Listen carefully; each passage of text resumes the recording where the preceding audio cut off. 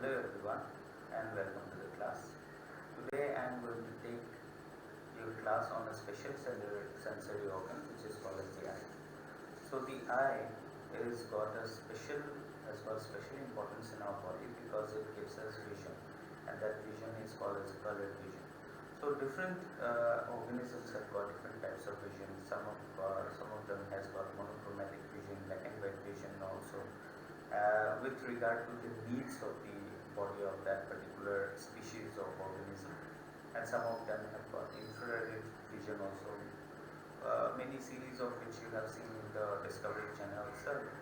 So ours is a colored vision, and there is a separate branch of the science also which deals with the diseases of the eye, which is called as ophthalmology. So if you get to work in this department of ophthalmology, you will be dealing with the different diseases of the eye, and you have to also know the general anatomy of the eye so that you get to understand the basis of the disease. So in this eye, it is not only the eyeball that I have shown you which will be important, but also the surrounding structures that you have to know. Most of you have studied in your higher secondary syllabus also about the different parts of the eye. So that will be a revision, plus the extra thing which I will be putting up will be the diseases. So here I will not be naming the diseases in this lecture. I will be just telling you the pathophysiology, that is how it is happening, and you will have to, since you are interested in googling it, so you have to google in the answers and find out the name of the disease, and with that you have to provide the pictures also. You need not to take a snapshot. You can directly google in the pictures which are there, which are given over the internet for that particular thing. So my main thing is not only for you to find out over the internet, you may find it in the book also, but basic thing is that you have to learn about the diseases, you have to remember them, and the anatomy, the basic organ from which that particular diseases arose, that you have to know. Okay, so in this video lecture I will not be separately, after this video lecture I will be asking you to submit your classwork. So in that I will not be asking you the question, I will be directly asking you to submit the questions, the applied parts that we have discussed, and you have to name the disease which I have discussed. Okay, but I will be describing the disease, no doubt. So the question will be, find out the name of the disease. Okay, so going through the slides, the anatomy of the eye, it is not in this slide, we are just seeing that the anatomy of the eye, it is shown as just the eyeball and the the pupil that it has seen. This is the cover cover of the presentation, but the thing is that it is not only the eyeball. There are many structures which are surrounding on the eyeball, which is also to be dealt with this particular topic and this particular branch of medical science, ophthalmology. So let us advance forward. First, let us know the structure which is surrounding the eyeball. Okay, when we go forward, we see that there is a bony socket which is present in our cranium. This one, the bony socket which you feel surrounding an eyeball, which is hard enough, no? So the bones which are surrounding the eyeball, these are called, this is called as the bony cavity or the orbital cavity. Okay, so the orbital cavity, it is said that the orbital cavity is like a cone.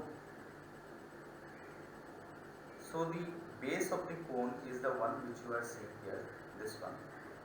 So the base is this one, and the apex is on the back side.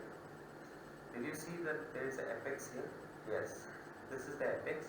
If you have got, you do not have the skull at your homes with you, I know that, but when you will be coming back to the institute, you will just go through the bony socket. Okay, you see it for yourself. There you will find that there is a cavity or a gap here. Okay, this is called as a fissure. When you have a gap, you call it a fissure. And also there is a small hole out here, a little bit superiorly and medially. Upor phale one major phale. So that is called as the canal of the canal. Okay. So please take a note of it. I have just shown you at the beginning itself. Okay. Now let us first know what are the bones which are making up the orbit. Advancing forward in the slide, the different bones that you are seeing, of course that was the one which I have shown you the previous slide. This is of the right eye, and the one which I am showing you now, this is of the left eye. So here is the nose.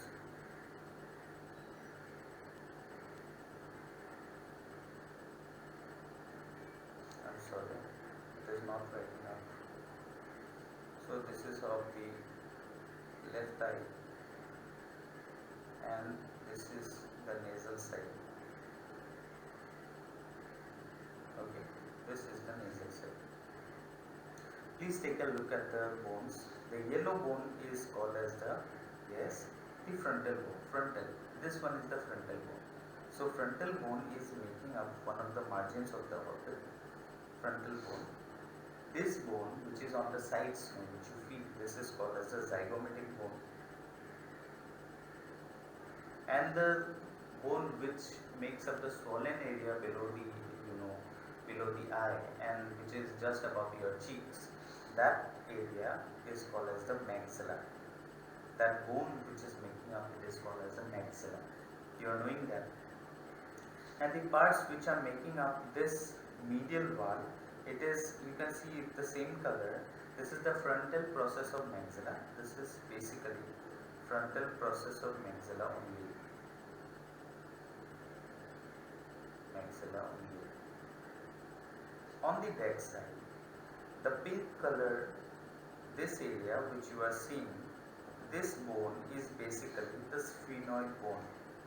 So the greater wing, the sphenoid bone has got two greater wings, two lesser wings, and a body, and a process which is going downwards. You can open your book, you can see if there is a sphenoid bone, or if you do not have the sphenoid bone topic or the explanation of that bone, you can look over the internet since you are very much experts in that. So look at the sphenoid bone, that it has got a process which is hanging downwards. It is called as the pterygoid process. So sphenoid bone, they say it looks like the back. Sphenoid bone too, it is there in the middle of your skull. You cannot see or cannot feel the bone because it is there in the middle, in the base of the skull. It cannot be felt from outside. Okay, but some parts are peeping out. The greater wing of the sphenoid is peeping out from the sides here in this area. This is the below this muscle. Okay, if you clench your mouth, your teeth, then you feel the tension over this area. This is because of the temporalis muscle. So temporalis muscle is attached to the greater wing, the lateral surface of the greater wing of the sphenoid. So it looks like the bat. The wings of the bat are called as the greater wings. The ears of the bat is called as the lesser wing, and the body is the body of the sphenoid itself, and the legs of the bat are actually the pterygoid processes. So in this part we are going to see the anterior surface of the greater wing of the sphenoid. So sphenoids into greater wing now, which I have told you. So greater wing of sphenoids, anterior surface. So that wings are actually the anterior surface of the wings, these are seen here, and this is the lesser wing, the ear of the bat which I have shown you. So you just remember that the orbit, although the margins of the orbit are quite clear now, I am just telling you the names of the bones and you are getting it also. So this frontal bone, this zygomatic bone, and this maxilla bone, these are making up the margins of the orbit. And the inside bone which you are seeing just in front of you, just coming into the direct view, is actually the sphenoid bone, which is a bone of the base of the skull. We have the cranium, the skull base. Exactly in the middle there is a bone which is called the sphenoid bone. It is not much seen even in the articulated skulls. It is bones in ekaloge thake. It is sphenoid to upor dekha thoribo para nasai. It is exactly in the middle. So some part of it is peeping out from the orbit, so it is a constituent of the orbit in the orbital cavity. Okay, this orange and this green bones are respectively the palatine bone, the one which is making up your palate. It has got one process which is going up as a perpendicular process, making up the medial surface of the orbit, and also the ethmoid bone. Ethmoid bone is behind the frontal bone, just like this sphenoid bone, but it is very small ethmoid bone, and it is placed between the frontal bone, and on the middle there is a sphenoid bone. So between the frontal and the sphenoid bone there is a small plate which is called the ethmoid. The approximate area is this one. Okay, so when the eyes are taken off, some of the bones they become visible. Just take it into your mind.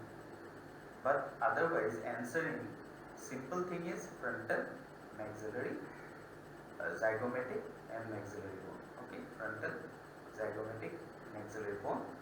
Yes, of course, in the back side, just in the middle, you will be going to see the sphenoid bone, and on the medial parts, you are going to see the ethmoid bone as well as the palatine bone. So these are the things which are making up the orbit. Why we have to know it? Okay, because there is it is not here. There are certain situations in which this cavity may be broken. Okay, when suppose a person is blown into somebody's face and he has destroyed the structure of the orbital cavity, then the fracture has to be found out, and which bone is involved will be written in the X-ray or the CT scan of the face. Okay, so you have to know the names of the bones of the eyeball, and while it has been mentioned that that particular bone is in fracture, you will be knowing which side has been involved while you will be seeing the report. Okay, so from that part it is important, and this applied importance I have already named it out. So this is the orbital fracture. Okay, the fracture of the orbital cavity, which in certain cases may be destroyed, and when it is destroyed, then this is going to have a repair, a surgical repair. Okay, moving on to the next slide. I have shown you a fissure starting in the bony cavity itself, and that fissure is actually this thing which has been elaborated. Okay, this fissure, why it is important? Because this fissure has got the structures which are coming in to the orbit and going out of the orbit. So what happens is, in this fissure which you have seen, which I have shown you there as a fissure, this fissure has got a ring over it, and that ring is actually the origin of the muscles, extraocular muscles of the eyeball. Why did I utter the term extraocular muscles? Because these are not present inside the eyeball. These are helping you to move the eyeball, either while looking up, downwards, laterally, medially, superolaterally, inferomedially. All these movements of the eyeball that you are making is because of the muscles which are attached to the orbital cavity. কিন্তু orbital cavity আছে তাৰ bones বিলাকত কিছুমান muscles লাগি আছে, and that towards the apex একদম পিছফালে লাগি আছে, তাৰ পৰা আহি পেলাই they are attaching to the around the whole globe of the eyeball. So basically they are pulling from behind to make the eyeball move on all the directions, to enable you to see on all the directions. Okay, so this annulus is called as the annulus of Zinn. This common origin of the muscles is called as annulus of Zinn. Okay, don't get confused in the names. I am just uttering because this is a name structure which is so named because all the muscles of the eyeball, and what are the muscles of the eyeball?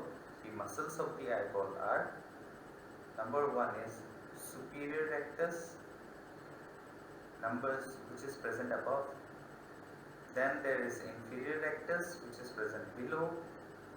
There is one which is present on the medial side. This is medial rectus, and there is a muscle which is present on the lateral side, which is called lateral rectus.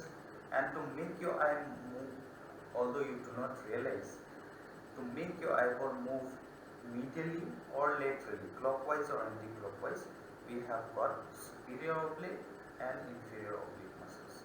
All these muscles, 1, 2, 3, 4, 5, 6 muscles are having a common origin from this part.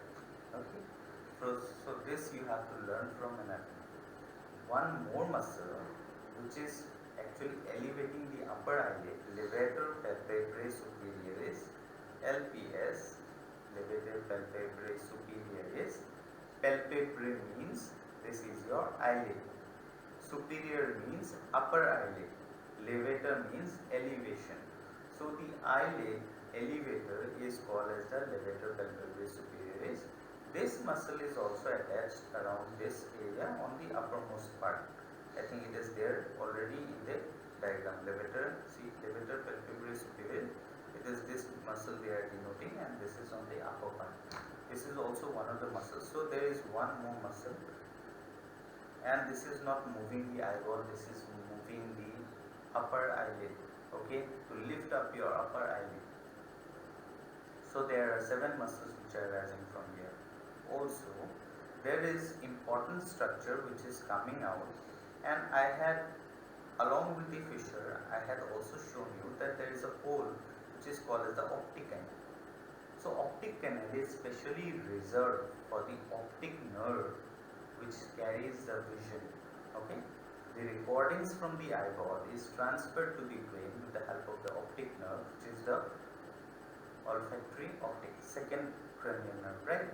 So the second cranial nerve has got the is coming out or coming out from the brain or the cranial cavity through the optic canal, and there is one more artery which is following it. This is called as the ophthalmic artery. The ophthalmic artery and its branches are supplying the muscles also in and around this region, the glands also, and the eyeball also, along with the different components of the eyeball. We will be discussing about the different components. Okay, so this particular oval area, which is the common origin, surrounds this fissure. It is dividing this fissure, into 3 compartments. Number 1 compartment, number 2 compartment, and number 3 compartment. Okay, all these compartments, they are carrying the different nerves and the vessels which are meant to supply this region. So let me tell you one thing, that all the muscles, extraocular muscles of the eyeball, are supplied by the oculomotor nerve. Okay, olfactory, optic, oculomotor. So when you have to record the vision, it is carried by optic nerve. But to move the eyeball, the oculomotor nerve is responsible, which is the third cranial nerve, and the third cranial nerve is coming out through this area, or this one, third cranial nerve. But the lateral rectus and the superior rectus are supplied by fourth cranial nerve and the sixth cranial nerve. Okay, so make out which one is the fourth. It is the, yes, it is the trochlear nerve. Okay, and 6 is the abducens nerve.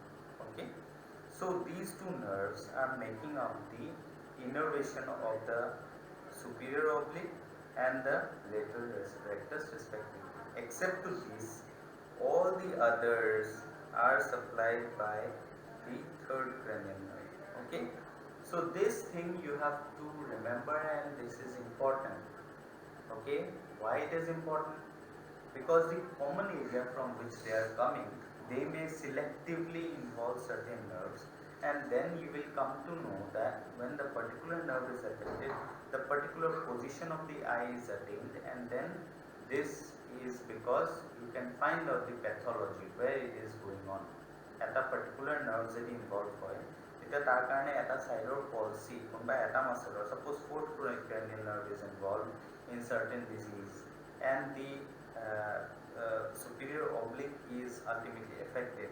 This will lead to a particular kind of sign, symptom, sign, the তলফালে এফালে ঘূৰাব নোৱাৰে চকুটো. Then you will come to know that this particular nerve has been affected. So that is why you have to know about this. Let us move forward. This is preseptal cellulitis and orbital cellulitis. This is the applied importance of this area. So what it means is that cellulitis means infection, or inflammation because of bacterial regions, because of mainly bacterial reason, or maybe there may be some other kinds of fungal and all also, but they are not generally involved in these cases, mainly bacterial. So in case of bacterial inflammation of the surrounding area of the orbit, so orbit is not just hanging in the air in the orbital cavity, it has got a pad of fat. চাৰিওফালে fat আছে, muscle আছে, and that is why it is comfortably moving on all the directions. If there is a bacterial infection, then you have got the preseptal cellulitis and orbital cellulitis, which is the applied importance of the area. So accordingly you have to treat it when there is no medical urgency, when there is not much is involved. You have to either give the antibiotics and all those things, and if it is like beyond repairable condition involving the eye also, then it has to be taken up. Okay, so this is regarding the treatment part, which we will be studying later, but we have just discussed the anatomical part, anatomical perspective. Let us then go through the different parts of the eye. Okay, already you know the different parts of the eye. Let us just name it out. So the different parts of the eye is, first we will go systematically from the outer covering. Okay, so the outer covering, it is said that the eye is actually a moving brain because it is a direct derivative from the brain. I think from embryology in the previous video, if you go through, then you will see that the optic cup or optic disc, which is made up, optic cup, you have seen it was there laterally, then it moved in medially to the current place, the adult position.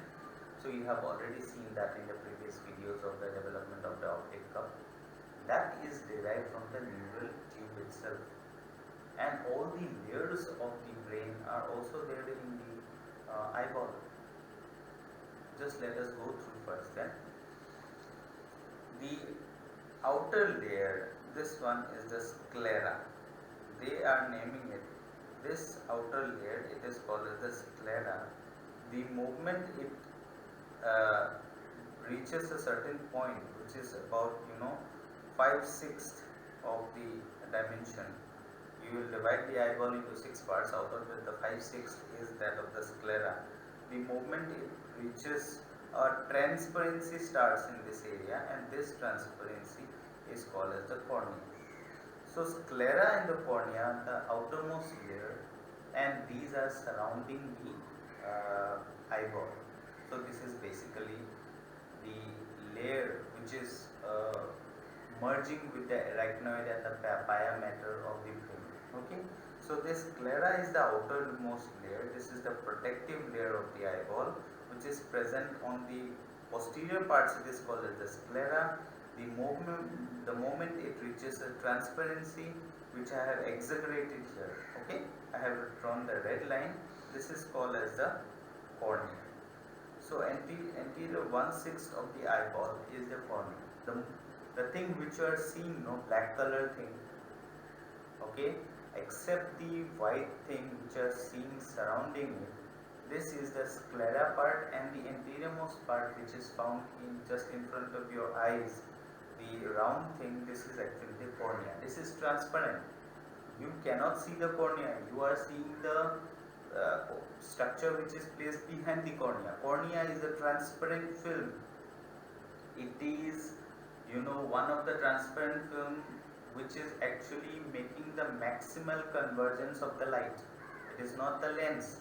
Lens is making the fine adjustment, but the maximum convergence you will be what, if you do not know, then please know that the cornea is making the maximum convergence of the light which is incident on its surface. So cornea is an important avascular. It is not vascularized. A vascular structure cannot be transparent. It will be somewhat, there will be some disturbances. So So different structural histological components are there for which the cornea is transparent. But for the time being, just know that cornea is a avascular structure. One is it is damaged, it cannot be repaired, and it is the transparent structure which is the continuation of the sclera. Now you will be asking me, sir, surrounding the cornea is a transparent thing. You are, I am seeing a white thing. We have read it and we have heard it is called conjunctiva. Yes, my dear, that conjunctiva is the same conjunctiva, but it is the anterior continuation of the sclera, which is whitish in appearance, okay, which is there, which you can see just in front of you, just behind these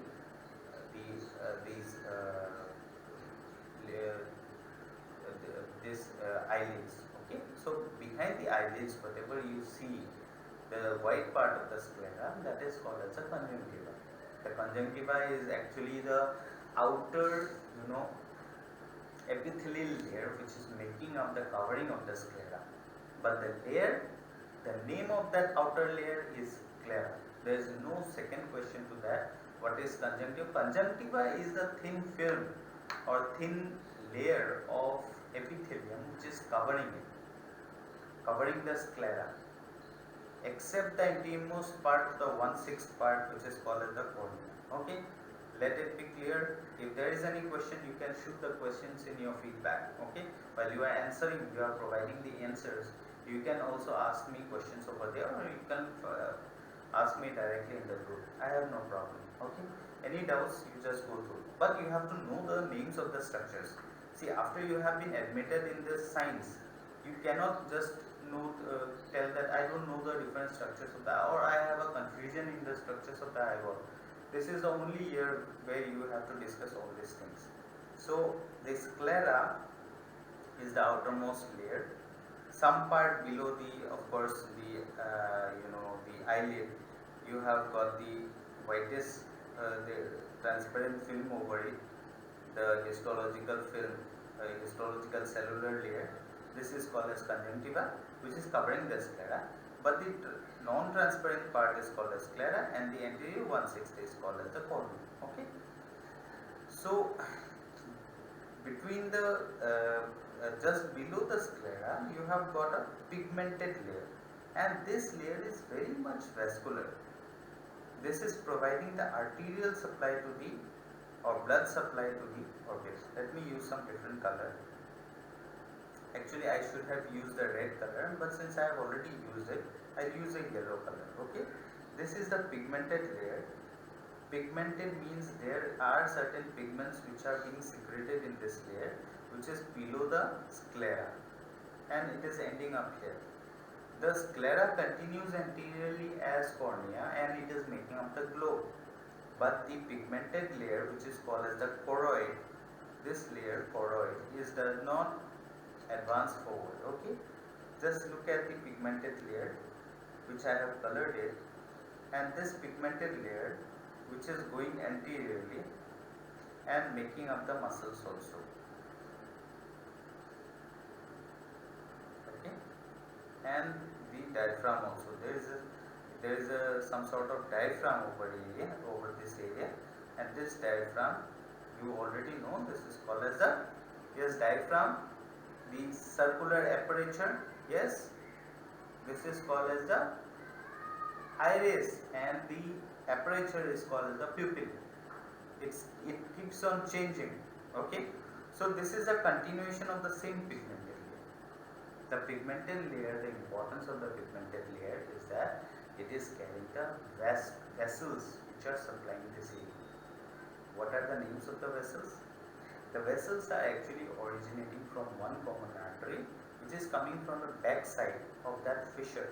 I have named it. The one artery which is coming along with the optic nerve, that is the ophthalmic artery. So ophthalmic artery, it gives rise to two branches. Long, I'll use the black color. These are called as the posterior ciliary arteries. These may be either long or short. long ciliary arteries, they are, as you are seeing, no, this in this view I will use yellow color because I used yellow color for the pigmented layer. So these ciliary arteries you are seeing, I should have used a red color. So these are long ciliary arteries which are advancing up till this part. Can you see? And the short posterior arteries, these are ending up somewhere here in the middle. Okay.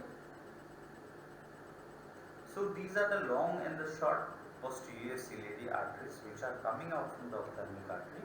There is also, since I have uttered the term posterior ciliary artery, definitely there is another term which is called as the anterior ciliary artery. Anterior ciliary artery. So anterior ciliary artery, what they are doing is they are coming from behind. These are branches of the same ophthalmic artery and they are entering from here, just in front of these muscles. They are entering here directly. So there are posterior ciliary arteries and anterior ciliary arteries. Posterior ciliary arteries are entering from the sides of the optic canal, optic nerve, sorry.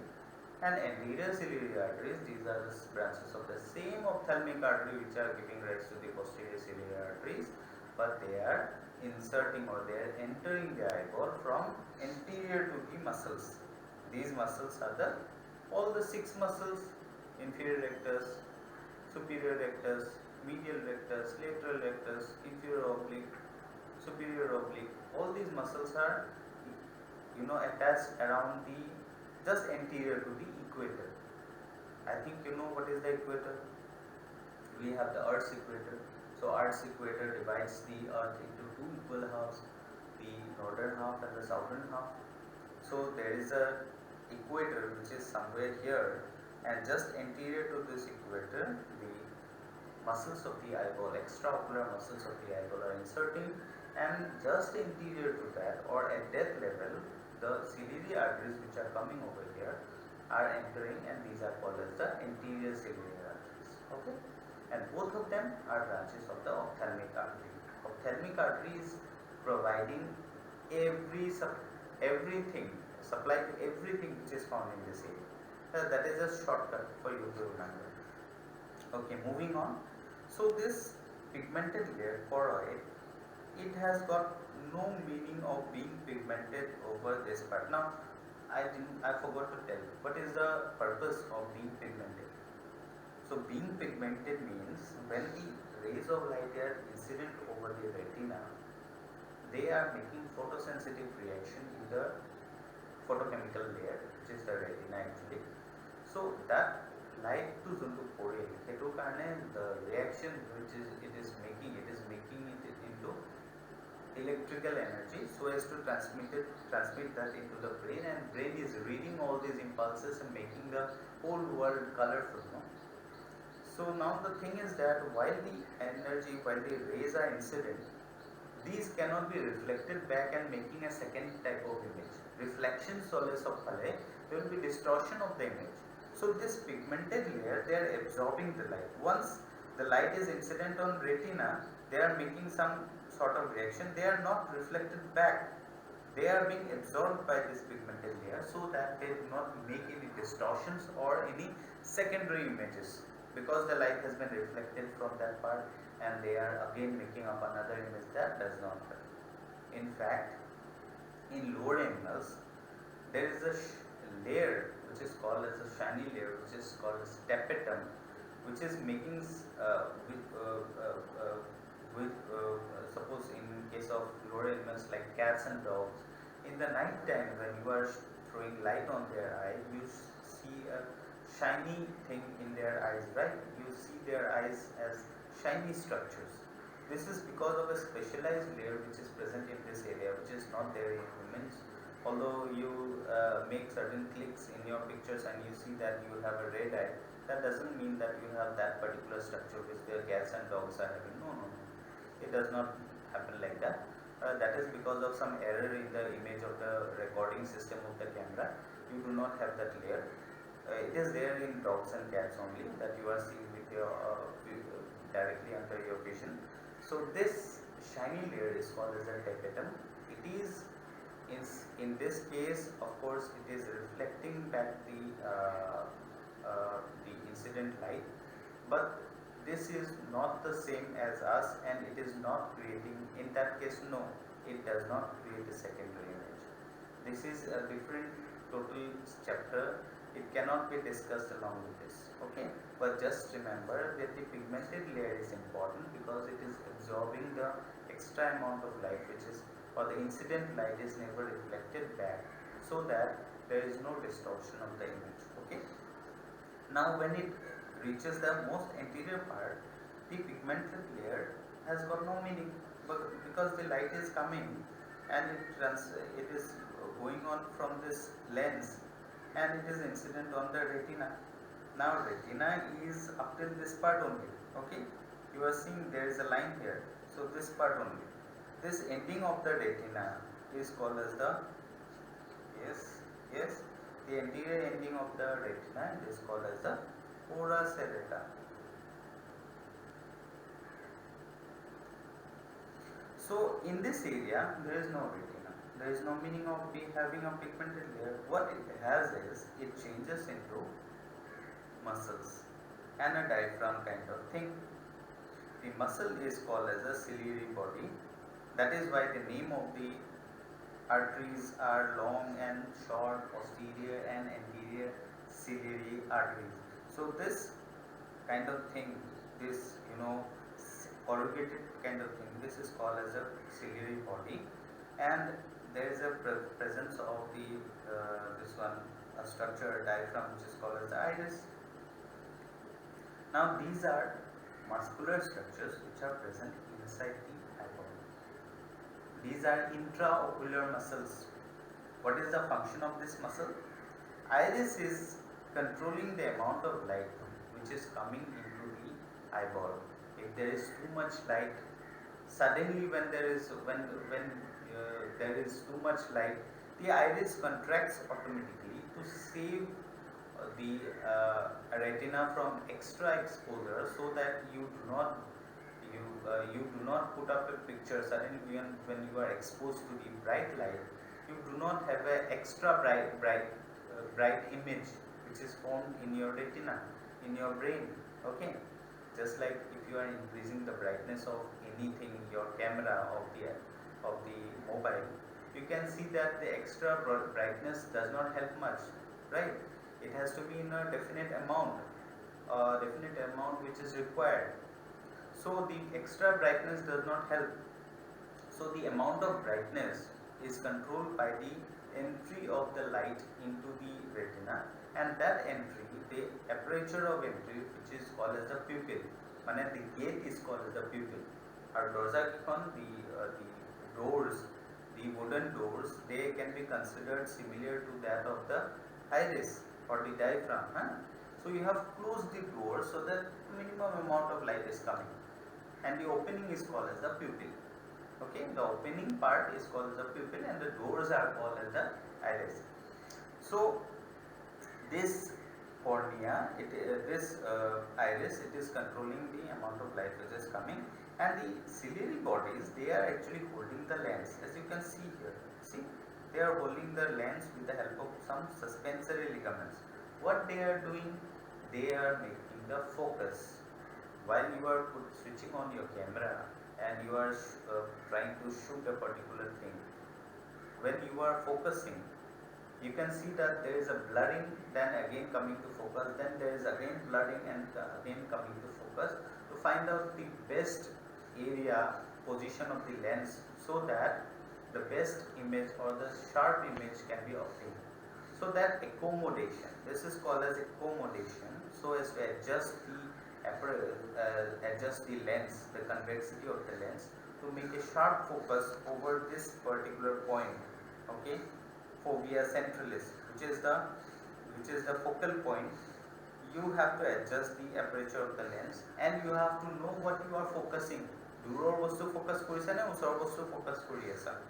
So that adjustment is made with the help of ciliary body.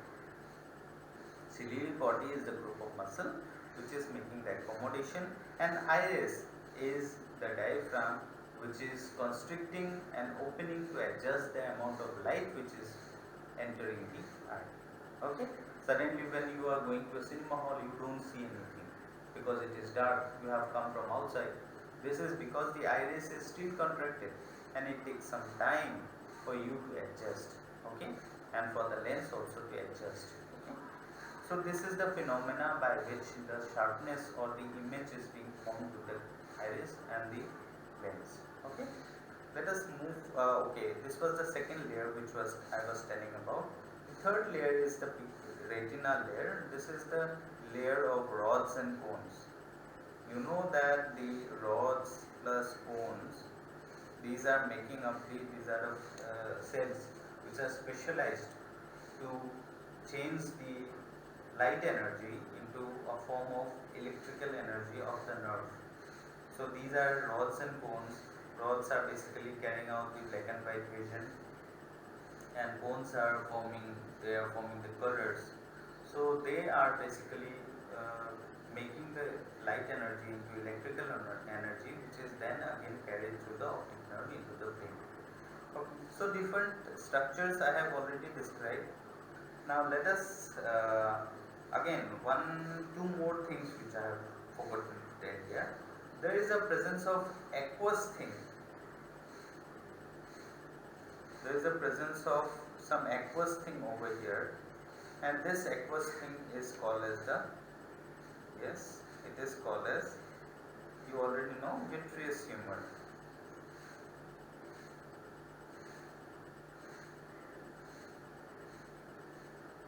Vitreous humor.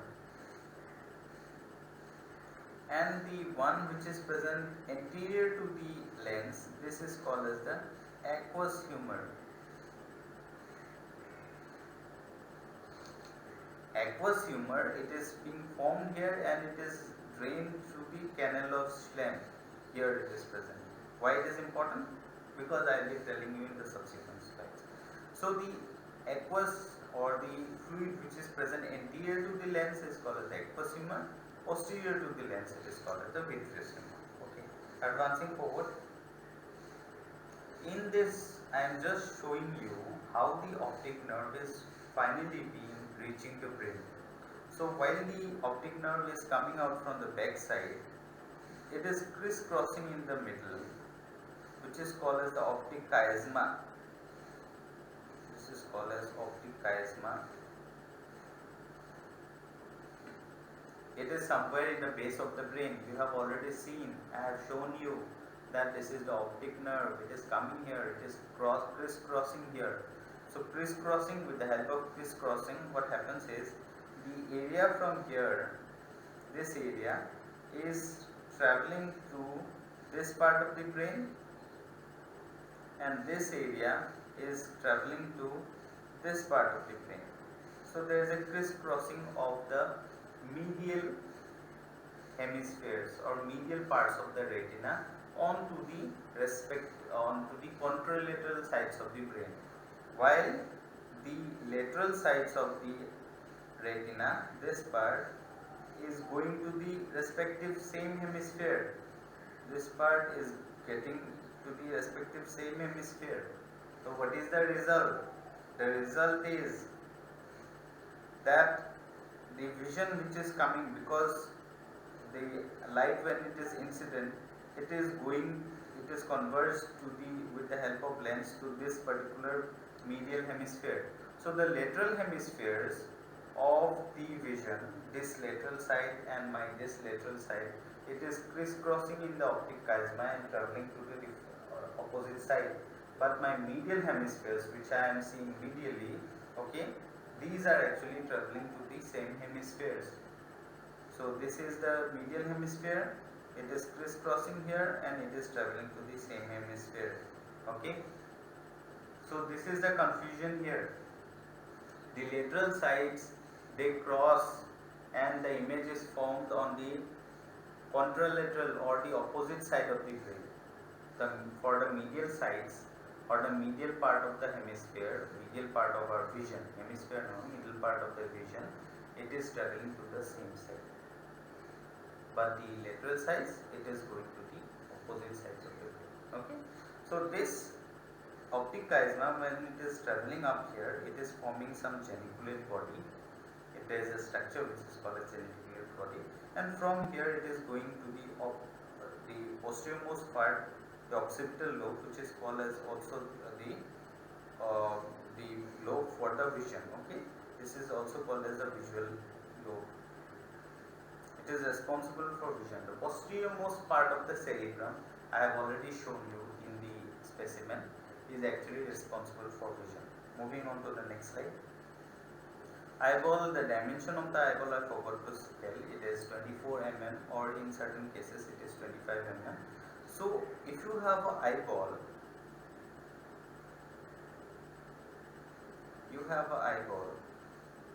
which is 24 mm. If you have an eyeball which is large and you have got the same capacity lens, so while in the 24 mm eyeball, you have got a lens which can focus the distant vision into the same place, but you have the same capacity lens which can focus the distant vision at 24 meters or 24 millimeters.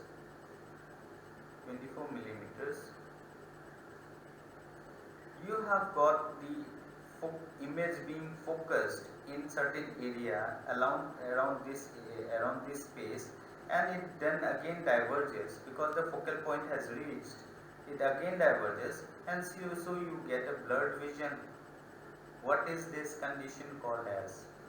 Suppose this eyeball is total 29 mm, anterior-posterior diameter, AP diameter. Again, there is another condition in which the 24 mm eyeball is being reduced. So this is say 20 mm. The same capacity lens. It will focus the light at around 24, 23, 22 plus minus 1, suppose. Again it will focus at 24 mm. Now what is this condition in which you have again not got a sharp image? It is blurred image. So you have condition number 1 in which the eyeball is enlarged. You have condition number 2 in which the eyeball is short. So what is this clinical condition is called as, is my first question. Okay, you will find out. And what is the treatment for that, which is given. 2 marks. Okay, moving on to the next slide. About the external anatomy, I have already told you that this part, this is the superior, are called as the eyelids. Okay, the eyelids, they are covering the eyeball from interior side, so that when when you are sleeping or you are trying to moisten your eyeball, you can just blink to make it happen, or you can if there is too much of dust it is covering. So basically it is a protective measure also, that you have got eyelids to cover it up. Not only us, it is also present in the lower animals also. So this is called as a palpebrae. Okay, the eyelids are also called as a palpebrae. So palpebrae, it has got muscles which are present. So one muscle I have already told you in the upper eyelid, it is called as the levator palpebrae superioris. You have got circular eye muscles in the form of a circle. These are called as orbicularis. Circular means orbicularis, oculi. So these are circular muscles of the eyeball, and this is the levator muscle of the eyeball. Okay. In addition, there are many muscles in and around, but these two eye muscles, these are the extraocular muscles which are specially for moving the eyelids. So that thing I want to tell you. And these hairy structures, these are called as the eyelashes. You already know. These are covering up till the lateral, 3/4. Medial 1/4 is still not without any eyelashes. Okay. This I want to bring into your notice, that the eyelashes, these are present up till the lateral 3/4, but in the medial 1/4 it is still devoid of eyelashes. Okay, please make it a point. The outer part where the eyeball is, the two lids are joined is called as the outer canthus. These are scientific terms only, canthus. And the inner part where it is joined is called as the inner canthus. Why there is no hair over or the eyelashes over here, I will tell you subsequently. So what happens is, in this eyelids, since it is a part of the skin along with some muscles which are present here, there is also presence of sebaceous glands to make secretion over this area and to make it slippery. There is a problem out here. So when there is the glands that are inflamed, then there is a condition in which I think it is not there, the images are not there. So the glands are, when it is inflamed, then you will see certain kinds of swelling over here. These may be either towards the margins, swelling in the margin, or swelling somewhere in the middle. I will use a different color, I will use a red color. So this is a pathological condition. This is question number 2. That you have got a condition in which your eyelid has got a small kind of elevation or swelling. So this swelling is what it is, this condition called as, you will find out. This swelling may be either in the margins or it may be somewhere in the middle of the eyelid to make your eyelid go large. It is the same thing, the inflammation of the glands, the sebaceous glands, meibomian glands which are present here. So these glands are called as meibomian glands, which are present in the eyelids. When they are inflamed because of the bacterial infection into the gland also it may happen. So when it is inflamed, it will enlarge. When it is towards the eyelid margin, it is called something else, and when it is exactly in the middle of the eyelid, then it is called as something else. So find out the names. Okay. Now going on to the next slide. I have already explained that the orbital cavity is the bony socket and adipose tissue cushions the eye. I have already told. Let us know about this particular structure which is actually lubricating your anterior surface of the eyeball. The part which is exposed to the air. The part which you see as the eye when you open your eyelids. That part has to be moistened because the cornea, which is an avascular structure, is also deriving, the anteriormost layer is also deriving nutrition from this particular layer. The thin film of fluid which is present over the cornea as well as the conjunctiva. Okay. So this eyelashes, when it is absent, this is the part where it is the drainage part is present of this particular structure, and this is called as actually the lacrimal apparatus.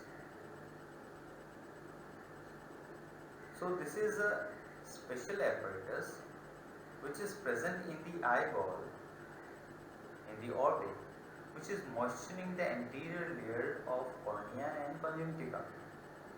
So lacrimal gland, it is lodged in the bony part of the lateral side, which is somewhat the zygomatic bone. Here, zygomatic bone you have got, I have told you, in the bony orbit you have frontal bone and zygomatic bone over here, zygoma. Okay, zygomatic bone has got a notch. Zygomatic bone has got a notch in which the gland is lodged. That gland is called as the lacrimal gland.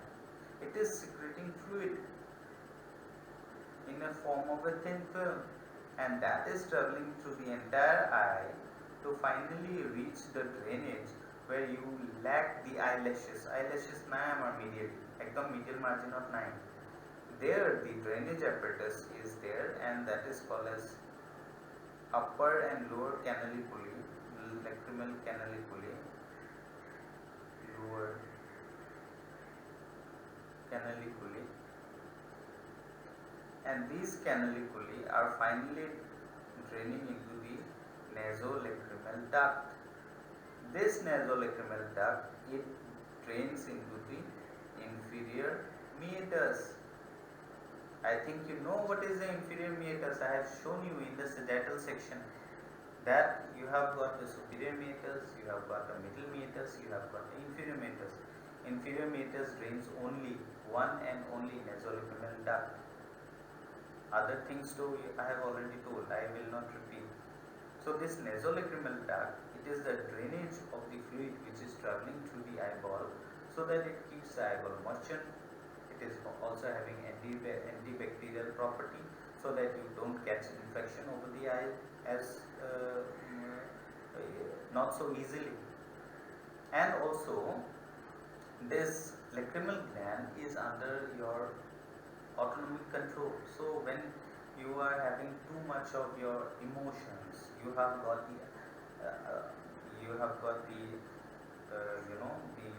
suppose you are crying and all those, so you have excess of that lacrimal secretion which is coming out, and finally you have a running nose also.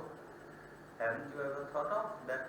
When I cry I have a running nose also, just because the glands are secreting, there is excessive secretion of the glands because of your sympathetic response, and then it has got the excess of the drainage. It will go out the tears, it will go out through this duct into the nasolacrimal duct which is present in the inferior meatus. So you have a running nose. Okay, but there is a condition in which this is blocked.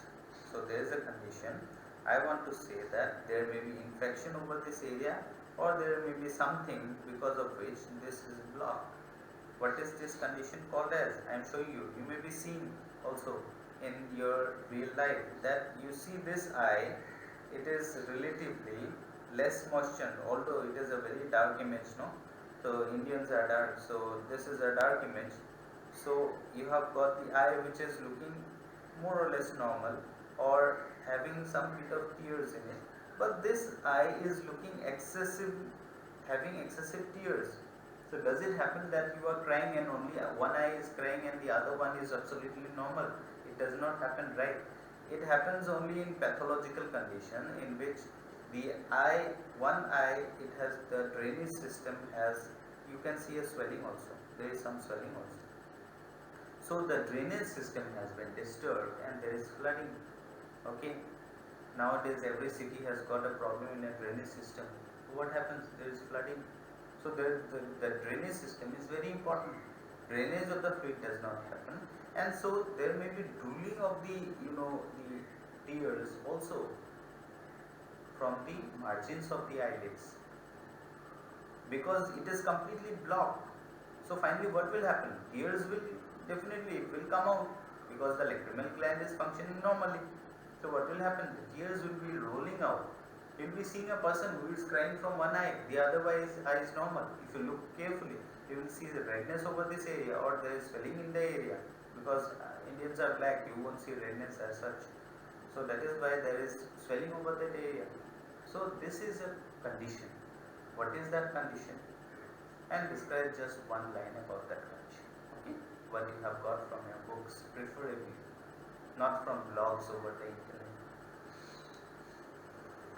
So next, we are going to see the muscles. I have already told you that, see, so nicely actually. In the schematic diagram, you can see that the muscles are so wide apart. Iman dure prediction. This is suppose the medial rectus. This is suppose the medial rectus. This is the inferior rectus. This is superior rectus. This is the lateral rectus. Iman dure asa. But see what is the actual position. They are overlapping each other. The muscles of the eyeball has got importance in the sense that in diseases of the nerve, a particular muscle may be involved and there may be disturbance in the vision of the person. Because when you want to see a particular object, you move both the eyes together on that particular object. You are going to see suppose on the lateral side I am going to see, suppose in front of me there is a door, I want to see the door, I move both the eyes towards the door. It is not that I move one towards the door and the other I want to see whether somebody is coming to hit me or not. It does not happen. In a normal person, when he wants to see a particular object, both the eyes move. But there are conditions in which congenitally, because of some inborn error also, there are persons who if they want to look at a particular direction, the other eye does not cooperate much. There is some problem either in the muscle or in the innervation. You have to name that condition and you have to attach the photograph also. In all the questions that I have asked you, this is the third number. So you have to tell me what is the, you have to attach a photograph also, which you may obtain from a book or over the internet. Okay. So just tell me, you have seen those conditions. It is very normal and it is seen. In fact, in mine also, if I look, no, if you take a close look, both the eyes are not so parallel to each other. So this is a condition. You have to write what is that condition. Intrinsic muscles I have already told you. These are muscles located either for accommodation, that is the power of the lens, the adjustment of the focus, or the control of the light which is coming through the eyeball, that is being controlled by the intrinsic muscles. So I have described the layers as this is the sclera. This sclera is the outermost layer of the eyeball, okay, and this is the cornea. The cornea is the part which is the transparent part of the eyeball. Moving on to the next part, this is something I wanted to tell you. So in this slide, I just want to show you that this is a clinical condition in which you are seeing that there are presence of whiteness or opacities. Okay. So do you realize that the opacities are not there inside? It is there in the transparent layer itself. What I am showing you is the center of the eyeball where you have the cornea, the covering, the transparent layer, and in that transparent layer itself you have these opacities. Do you see this? Okay. So let me show you. These are the opacities which are present. Oh, sorry.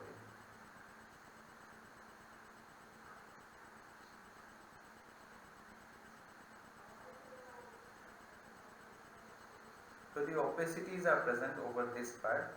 So just tell me what is the names of the opacities which are present in this part. So this is the next question which I have asked you, is what is the names of these opacities which are present on the surface of the cornea. So this is another question. Moving on to the next slide, I have already told you that the canals of Schlemm, these canals of Schlemm are actually the areas in which the aqueous humor is drained. So the clinical importance of this thing is that in this canals of Schlemm, these canals of Schlemm, if they are not draining the aqueous humor properly, so there will be excess formation of aqueous humor in the anterior chamber. That means the chamber which is behind the cornea and the lens. In this chamber where the presence of aqueous humor is there is excess formation of, normally formation of aqueous humor, but it is not draining properly because the canals of Schlemm has malfunctioned. So name the condition in which the canals of Schlemm has malfunctioned. Okay. So you have to name another condition in which the canals of Schlemm has not functioned, and this leads to an increase in intraocular pressure of the eyeball. The pressure of the eyeball is used, it is measured with the help of special instruments which you will be seeing in ophthalmology. This is, tonometry and all those things are done. You will be seeing subsequently in your clinics. So when they are putting a thing just over the cornea and they are measuring the pressure of the cornea, the importance is that they want to see whether the aqueous humor which is formed with the help of the vessels only which are surrounding it, no, the long and the short posterior arteries, when they are coming to the area around the junction of the cornea and the sclera, okay, at that point they are forming a capillary network, and that is actually secreting the fluid, the aqueous humor.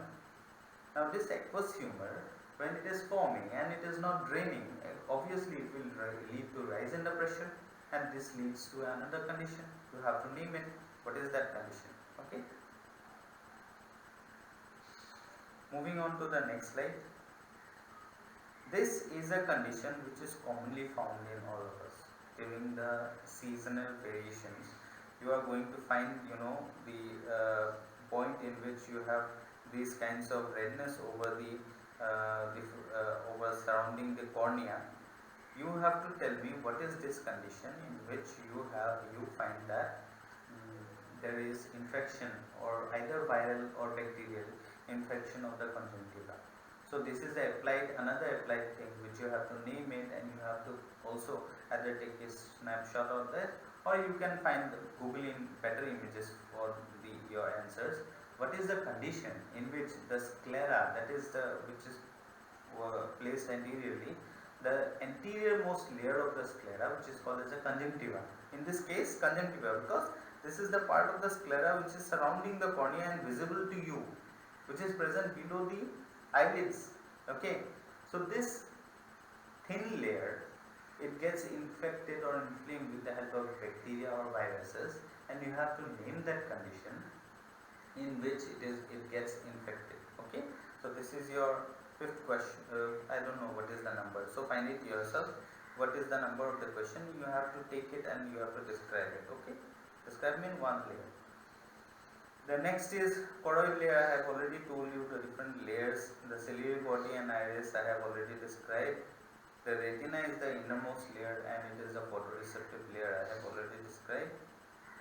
You have to tell me another condition in which you are seeing that the pupil is round here, which is normal, and in this case the pupil is somewhat deformed. So what may be the structure which is deformed here? What is the structure which is deformed? Is it the aperture which is deformed? Yes, of course, aperture. But because of what?